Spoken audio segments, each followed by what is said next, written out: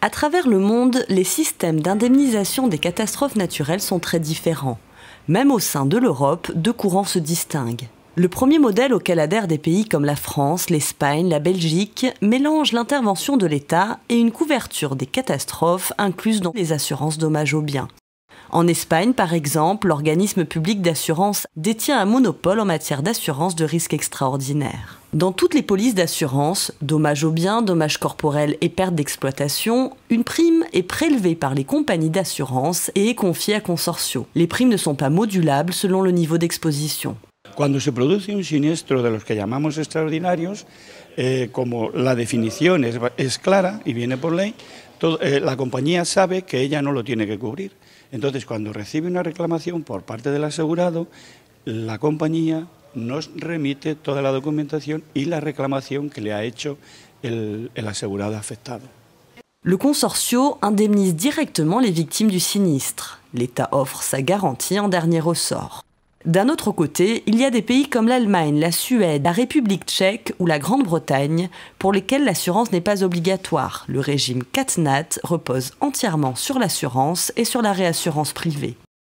En théorie, les pouvoirs publics interviennent très peu pour indemniser les particuliers et les entreprises en cas de catastrophe naturelle. En Allemagne, où il n'y a pas d'assurance CatNat obligatoire, les assureurs allemands sont donc libres d'appliquer les tarifs, les franchises et les indemnisations en fonction des risques couverts.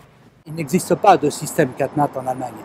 En fait, ce qu'il faut savoir, c'est que, contrairement à la France, il n'y a pas d'obligation d'assurance déjà. Une obligation d'assurance est profondément contre la mentalité de l'Allemand moyen. Ils considèrent que c'est une intrusion dans leur vie privée de l'État. Et donc ils n'aiment pas du tout ce système. Au jour d'aujourd'hui, il n'existe pas d'obligation de se couvrir en catastrophe naturelle. Donc c'est très cher. Cependant, en cas de grande catastrophe, l'État intervient pour indemniser les victimes. Ainsi, les inondations de 2013 ont coûté plus de 8 milliards d'euros aux finances publiques allemandes. Le gouvernement fédéral et les Länders régionaux réfléchissent donc à une assurance dommages obligatoire pour les propriétaires afin de ne plus supporter les coûts importants des CatNat. Actuellement, il y a des groupes, après des inondations importantes en Allemagne, il y a toujours des groupes de travail qui discutent s'il faut rendre obligatoire une assurance CatNat. Mais ça s'endorme un an plus tard, comme maintenant, on n'en parle plus. Actuellement, 99% des bâtiments pourraient être assurés contre les CatNat, mais il y a seulement un tiers qui sont vraiment assurés. Parce que les propriétaires, qui doivent payer bien sûr la prime, ne sont pas prêts. Et ils voient qu'après les inondations, très souvent, l'État paye à ceux qui ne sont pas assurés. Et ceux qui sont assurés, ils se disent pourquoi payer une prime qui est peut-être le double, le triple de la prime normale, sans CatNat, si les autres sont aussi remboursés. Donc finalement, actuellement, c'est l'État, ce sont tous les citoyens qui payent par des subventions ceux qui ne sont pas assurés. Le Royaume-Uni est également en train de transformer son système CatNat, au moins pour le risque inondation. L'Association des assureurs britanniques a mis en place Floodway, un dispositif public-privé qui doit permettre aux foyers les plus exposés au risque d'inondation d'assurer leur maison contre ce péril. It's a joint development between the UK insurance industry and the government. Essentially, it's a form of reinsurance.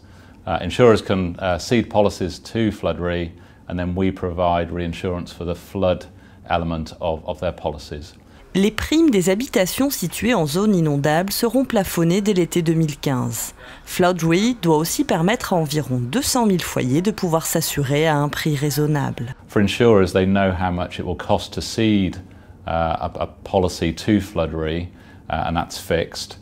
And so £220 for the smallest properties, all the way up to £550 for the largest properties.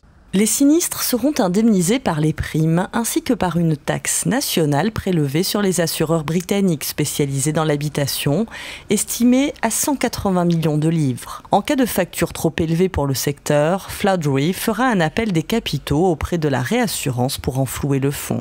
The underwriting criteria is that Floodway will only offer protection for houses built before 2009. And that's really important. That's when UK planning laws, so the government telling people where they can and can't build. The planning laws changed in 2009, so it is a criteria that new homes will not be covered by flood re if they're built in the highest risk flood areas. En Suisse, 19 des 26 cantons sont assurés par le système d'assurance CatNat public. Les 7 autres cantons sont assurés par le marché privé. Si vous avez une catastrophe naturelle dans un canton de droit public, c'est l'assurance publique de ce canton qui doit payer tous les dommages de cet événement. Et puis eux, ils ont une réassurance commune, ça c'est l'Union intercantonale de réassurance. Les établissements cantonaux d'assurance ont mis en place un système de mutualisation du risque. Dans un premier temps, c'est donc l'Union intercantonale de réassurance qui intervient. Et au-delà d'un certain montant, c'est le fonds Sirène, la communauté intercantonale de risques éléments naturels, qui complète les indemnisations. Ensemble, on paye des dommages jusqu'à 1,2 milliard de francs suisses. Et si le dommage commun, si le dommage total serait plus haut que ces 1,2 milliard de francs suisses, il retomberait sur les établissements cantonaux. En Turquie, après les violents tremblements de terre de 1999, le gouvernement, avec le soutien de la Banque mondiale, a créé le Turkish Catastrophe Insurance Pool. Depuis 2000, la couverture tremblement de terre est devenue obligatoire pour les habitants. Les capitaux assurés seront limités à 53 000 € par habitation. Au-delà de ce montant, une assurance facultative est également disponible sur le marché privé. The objective of the pool was to increase the penetration, earthquake insurance penetration in the country. All the claims are processed by Turkish Catastrophe Insurance Pool and all the claims are paid by the pool as well.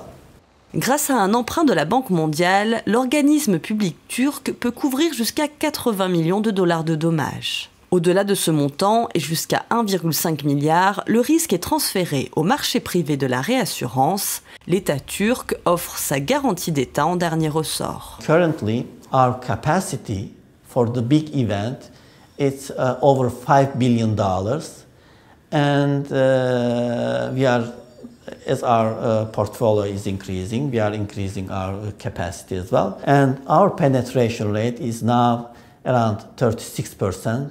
Before the earthquake, actually, it was less than 4%. Malgré la diversité des systèmes d'indemnisation, les pays s'accordent sur la nécessité d'investir dans la prévention des risques, pour réduire l'impact sur les vies humaines et la sinistralité d'un côté, et pour soulager les comptes publics et les compagnies d'assurance de l'autre.